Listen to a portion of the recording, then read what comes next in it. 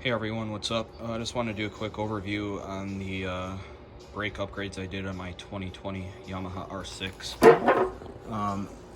So on the front, I went with the Brembo GP4-RS calipers.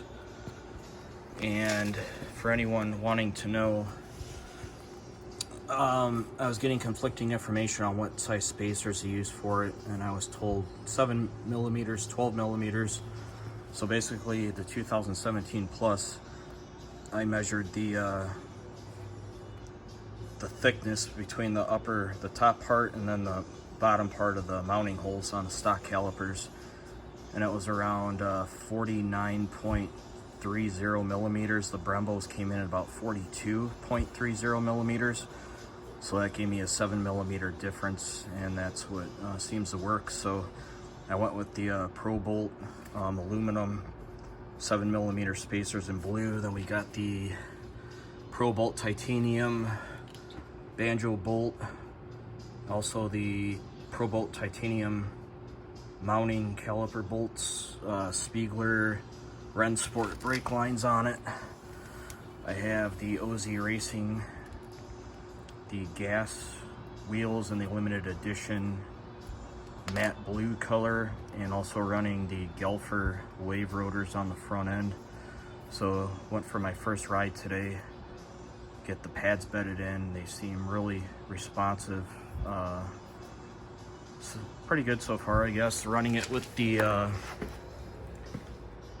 Gale Speed VRC 17 millimeter master cylinder. So anyone looking to do the upgrade, you're probably going to want to run an aftermarket master cylinder with them as well, because they're 30 millimeter pistons compared to stock, which I think are 27 millimeters. So you want a little bigger piston in the master cylinder to push the fluid through.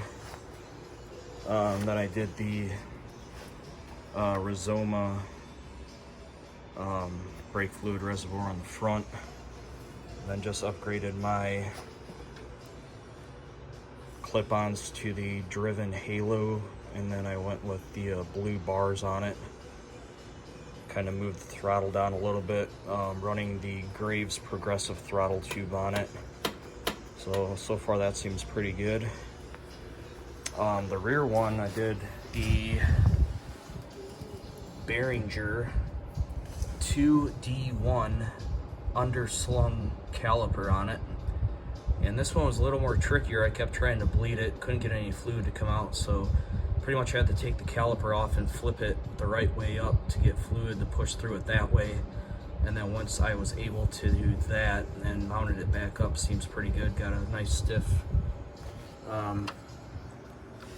lever or brake pedal on it. It's pretty good, so I don't really use the rear brake anyway, but just kind of nice having that mounted down there below to open up the top part on the back end on it. But getting that back wheel on this bike's a pain in the ass. You have to get it lined up just right. Even moving the caliper down there, it's still kind of a bit tricky. But did all Pro Bolt titanium mounting bolts, Pro Bolt titanium banjo bolts for that as well. I did have to change the routing on the brake line for it. So it was originally, this was all the way up against the stop here, so I just loosened it up and then pulled it down, and then just enough to clear the where the Tygon goes with the master cylinder here. So I moved it down there, used some zip ties for the